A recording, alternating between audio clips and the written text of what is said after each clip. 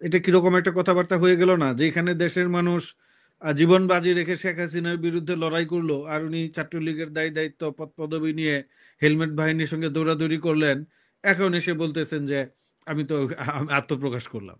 এটা বললাম, সরকার যদি আর একটু সক্রিয় হতো, স্থানীয় পর্যায়ে যদি ধরেন এই ধরনের চাঁদাবাজি বা দখল বন্ধের একটা উদ্যোগ গ্রহণ করতো, তাহলে কিন্তু রাজনৈতিক দলগুলোর জন্য এটা নিয়ন্ত্রণ করা আরো সহজ হয়ে যেত। ধরেন লোহা যখন শক্ত হয়ে যায়, ঠান্ডা হয়ে যায়, তখন যদি আপনি ওইটাকে পিটান, ওটা কিন্তু আর কোনো শেপে আপনি আকার দিতে পারবেন না। জুলাই প্রক্লেমেশন যদি তারা ঘোষণা করতেই চাইতো, তাহলে তাদের জন্য সবচেয়ে ভালো সময় ছিল আগস্ট। যেটা হচ্ছে যে আহ, এই সরকার দায়িত্ব নেয়ার পরে আমাদের এই সরকারের উচিত ছিল একটা সারা দেশে শুদ্ধি অভিযান পরিচালনা করা, চিরুনি অভিযান পরিচালনা করা। এখন এই যে যেটা বলা হচ্ছে যে দেশে চাঁদাবাজি হচ্ছে বা দখল হচ্ছে, এইখানে আবার কিন্তু আমাদের একটা জিনিস মাথায় রাখতে হবে, হচ্ছে না যে তা না, কিন্তু যতটা হচ্ছে তার চেয়ে বেশি আবার প্রচারণা প্রপাগান্ডা হচ্ছে, এটাও আমাদের মাথায় রাখতে হবে। কারণটা হচ্ছে এবং এই ধরেন, চাঁদাবাজির পাশাপাশি আরেকটা যেটা সমস্যা হচ্ছে যে আওয়ামী লীগের লোকজন বিভিন্ন দলে ঢুকে পড়ছে। এই কথাটাও পাশাপাশি আসছে। একটা এইটা তো হচ্ছে সরকারের দায়, আরেকটা আপনার দলের দায়। বিএনপি থেকে পরিষ্কার ঘোষণা দেওয়া হয়েছে তারা দলে কোনো নতুন লোককে আর যোগদান করতে দিবে না। একদম ইউনিয়ন পর্যায় থেকে তৃণমূল থেকে শুরু করে কেন্দ্র পর্যন্ত তারা এই মুহূর্তে যারা মানে যারা দীর্ঘদিন ধরে চিহ্নিত বিএনপি করে তারা তো বিএনপি করবে, এর বাইরে নতুন করে তারা কাউকে দলে দিতে দিবে না, এটা নিষিদ্ধ করা হয়েছে এবং এটা পরিষ্কার অবস্থান আছে বিএনপির। এখন তাহলে আওয়ামী লীগের লোকজন কোথায় যোগদান করছে? গতকাল আমি আমার দেশ পত্রিকায় একটা রিপোর্ট দেখেছি যে আওয়ামী লীগের এক লোক কুমিল্লায় জামাতি ইসলামীতে যোগদান করেছেন। উনি আগে জামায়াতে ইসলামী করতেন, তারপরে আওয়ামী লীগ করতেন, এখন আবার ঘরের ছেলে ঘরে ফিরে এসেছেন, এরকম একটা বিষয় হতে পারে। তো অন্যান্য দলে যেতে পারে, বিভিন্ন দলে। এখন ধরেন আপনি এটা কিভাবে বন্ধ করবেন? এই এই হুম। এই যে ইসলামী ছাত্র শিবিরের ঢাকা বিশ্ববিদ্যালয়ের কিন্তু নেতা, উনি বিএনপিরও নাকি, কিন্তু অনেকে অভিযোগ করেছে, অনেকে কিন্তু না, মানে প্রমাণ সহ পাঠাচ্ছে। প্রমাণ সহ না, এইখানে যেটা হচ্ছে আমি বলি, আগে শেষ করি। ধরেন ঢাকা বিশ্ববিদ্যালয়ের ইসলামী ছাত্র শিবিরের যে নেতা, উনি আগে ছাত্রলীগ করতেন, উনার পদ পদবি হুম। ছিল, এখন উনি আত্মপ্রকাশ করে বলতেছেন আমি তো আসলে শিবিরের লোক, আমি আমি ঘরের ছেলে ঘরে ফিরে এসেছি। এখন উনি আসলেই শিবির করেন নাকি ছাত্রলীগ করেন, ছাত্রলীগকে শিবির পুনর্বাসন করছে কিনা, এখন এই উনি তো দাবি করলেই হবে না যে এতদিন আমি ছাত্রলীগ করতাম, আমি আসলে ছাত্রলীগে অনুপ্রবেশ করেছিলাম। এটা কিরকম একটা কথাবার্তা হয়ে গেল না, যে এখানে দেশের মানুষ জীবন বাজি রেখে শেখ হাসিনার বিরুদ্ধে লড়াই করলো, আর উনি ছাত্রলীগের দায় দায়িত্ব পদ পদবি নিয়ে হেলমেট বাহিনীর সঙ্গে দৌড়াদৌড়ি করলেন। এখন এসে বলতেছেন যে আমি তো আত্মপ্রকাশ করলাম। তো এটা একটু কেমন যেন হয়ে যাচ্ছে। আহ সেই জায়গা থেকে আমার মনে হয়, আর বিএনপির যেই কথাটা বললেন, বিএনপি একটা বড় দল, সেইখানে কিন্তু আপনার আভ্যন্তর ইন্টারনাল একটা অভ্যন্তরীণ কুন্দল আছে, কমিটি গঠন নিয়ে তাদের মধ্যে দলাদলি আছে। তো এইটা অনেক সময় হয় যে কোথাও কোনো একটা কমিটি গঠন করলে যারা মন মতো পদ পদবি পান না, যাদের মধ্যে অভিমান থাকে, ক্ষোভ থাকে, বা নিজেদেরকে বঞ্চিত মনে করেন, তারা অনেক সময় বলার চেষ্টা করেন যে বা এই লোকটা তো ধরেন আওয়ামী লীগ করতো বা আওয়ামী লীগ ঘেঁষা বা আওয়ামী লীগ থেকে এসেছে। কিন্তু ধরেন দলের কেন্দ্র থেকে পরিষ্কারভাবে বলা হয়েছে যে এই দলে আর কেউ নতুন যোগদান করতে পারবে না। এখন এর মধ্যে যে দু একটা যে ব্যত্যয় হচ্ছে না তা না, কারণ বাংলাদেশে ধরেন কমিউনিস্ট পার্টি বা জামাতি ইসলামী, ওরা একদম রেজিমেন্টেড পার্টি, ওদের কতটা মেম্বার আছে সারা দেশে, সমর্থক আছে, এটার একটা তালিকা থাকে। আওয়ামী লীগ, জাতীয় পার্টি, বিএনপি, অন্যান্য রাজনৈতিক দলগুলাতে কিন্তু এরকম সুনির্দিষ্ট কোনো তালিকা থাকে না। হুম। ঢাকার একটা ওয়ার্ডে, সেই ওয়ার্ডের বিএনপির সভাপতি কিন্তু বলতে পারবে না যে আমার এখানে 10,000 সদস্য আছে, 5,000 কর্মী আছে, 20,000 সমর্থক আছে, এটা বলতে পারবে না। তো এই যে না থাকা, এই কারণে হয়তো বা দু একজন ঢুকে পড়ছে। তো তাদের হুম। বিরুদ্ধে আমি যতটুকু দেখেছি, বিএনপি গাইবান্ধা বা কুড়িগ্রামের দিকে একজন ভদ্র মহিলা যিনি আওয়ামী লীগ করতেন, মহিলা দলে ঢুকে গিয়েছিলেন, তারপরে কিন্তু তাকে সেই কমিটি থেকে আমি যতটুকু জানি বাদ দেওয়া হয়েছে। গাইবান্ধা পলাশবাড়ি পলাশ হ্যাঁ, পলাশবাড়িতে, এবং দায়িত্বশীল যারা আছেন তাদের বিরুদ্ধেও কিন্তু দলের পক্ষ থেকে এক ধরনের সিদ্ধান্ত ব্যবস্থা নেওয়া নেওয়া হয়েছে বা হচ্ছে। সতর্ক করা হয়েছে। তো হুম। এত বড় দলে ধরেন এই জিনিসটা আপনার নিয়ন্ত্রণ করা একটু কঠিন। আর আমাদের যে রাজনৈতিক সংস্কৃতি, রাজনৈতিক কালচার, এটা তো ধরেন গত 15 বছরে একবারে ধ্বংস করে দেয়া হয়েছে। তৃণমূলের রাজনীতির যে আপনার এই যে চাঁদাবাজ নির্ভর যে রাজনীতি বা বিভিন্ন ব্যবসা বাণিজ্য নির্ভর লোকাল, এই যে ডিশের ব্যবসা, ময়লার ব্যবসা, গার্মেন্টসের ব্যবসা, এইগুলার যে আপনার যে উম, নির্ভর যে রাজনীতি, সেখান থেকে বেরিয়ে আসতে কিন্তু আমাদের সময় লাগবে। এখন রাতারাতি যদি আপনি মনে করেন যে 5 আগস্ট শেখ হাসিনা পালিয়ে যাওয়ার পরে সবাই একদম ফেরেশতা হয়ে যাবে, সেটা একটু মুশকিল, কারণ এখানে দু একটা ইবলিশ থাকবে অবশ্যই। তো হুম আমাদের কাজ হচ্ছে ইবলিশ গুলোকে দমন করা, ইবলিশগুলোকে শায়েস্তা করা। সেই জায়গা থেকে বিএনপি কিন্তু প্রায়, আমি এই পর্যন্ত জানি, 3,000 নেতাকর্মীকে শোকজ করেছে এবং বহিষ্কার করেছে।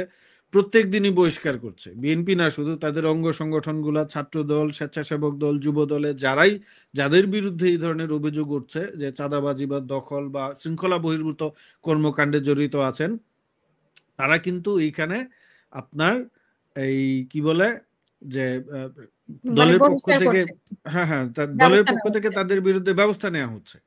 হুম এর পাশাপাশি আমি শুরুতে যেটা বললাম, সরকার যদি আরেকটু সক্রিয় হতো, স্থানীয় পর্যায়ে যদি ধরেন এই ধরনের চাঁদাবাজি বা দখল বন্ধের একটা উদ্যোগ গ্রহণ করতো, তাহলে কিন্তু রাজনৈতিক দলগুলোর জন্য এটা নিয়ন্ত্রণ করা আরো সহজ হয়ে যেত। ধরেন বিএনপির নামে কেউ একজন, কোনো একটা লোক একটা জায়গায় চাঁদাবাজি করছে, এখন তার বিএনপি বড়জোর কি করতে পারে, তাকে দল থেকে বহিষ্কার করতে পারে, তার হুম বিরুদ্ধে মামলা করতে পারে। বিএনপি কিন্তু মামলাও করেছে।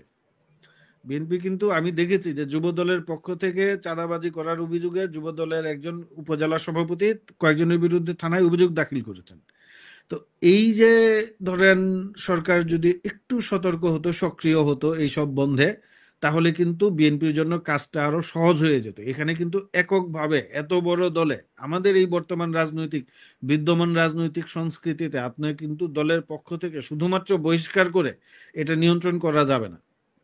আপনি বিএনপি বহিষ্কার করছে, কমিটি ভেঙে দিচ্ছে, বিভিন্ন জেলা পর্যায়ের কমিটি ভেঙে দিচ্ছে, ঢাকা মহানগরের কমিটি ভেঙে দিয়েছে, দিয়ে তারা পরিস্থিতি কিন্তু নিয়ন্ত্রণের চেষ্টা করছে। আমি যতটুকু জানি বিএনপির শীর্ষ পর্যায়ে থেকে এই বিষয়ে তারা অত্যন্ত ব্যবস্থা মানে নিচ্ছে। ইতিবাচক ভূমিকায় আছে, যে তারা এই ধরনের অভিযোগ পাওয়া মাত্রই দলের পক্ষ থেকে ব্যবস্থা নিচ্ছে। এইটা হচ্ছে একটা বিষয়। আর হুম। আরেকটা হচ্ছে যে আপনি দ্বিতীয় প্রশ্নটা করেছিলেন যেন কি? ও ঘোষণাপত্র নিয়ে। হ্যাঁ, ঘোষণাপত্রের যে বিষয়টা আমার কাছে মনে হচ্ছে উম, এটা অনেকটা ঝুলে গিয়েছে। কারণ তারা 31শে ডিসেম্বর একটা ঘোষণাপত্র ঘোষণা করবে, সেই দিন তারা সেটা ঘোষণা করতে পারে নাই। এবং আপনার এই মুহূর্তে আমাদের দেশে হুম সরকার আছে অবশ্যই, সরকার পরিচালনা করছে তার মতো করে, কিন্তু রাজনীতিতে প্রধান যে বড় স্টেকগুলা যাদের আছে সিদ্ধান্ত প্রণয়নের ক্ষেত্রে, একটা হচ্ছে বৈষম্য বিরোধী ছাত্র আন্দোলন, জাতীয় নাগরিক কমিটি, এরা মিলে একটা অংশ।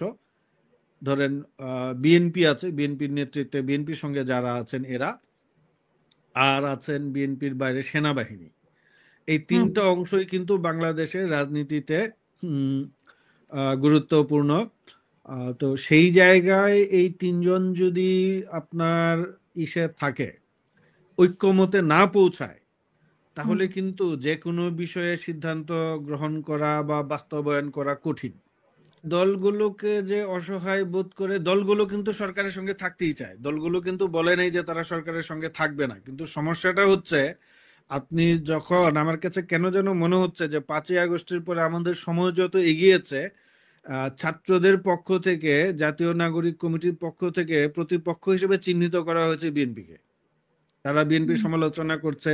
এবং বিএনপি একটা রাজনৈতিক দল, তারা তো বারবার নির্বাচনের কথাই বলবে, তারা তো নির্বাচনমুখী। একটা রাজনৈতিক দলের মূল লক্ষ্য থাকে কি, যে কোনো রাজনৈতিক দলের মূল লক্ষ্য হচ্ছে ক্ষমতায় যাওয়া।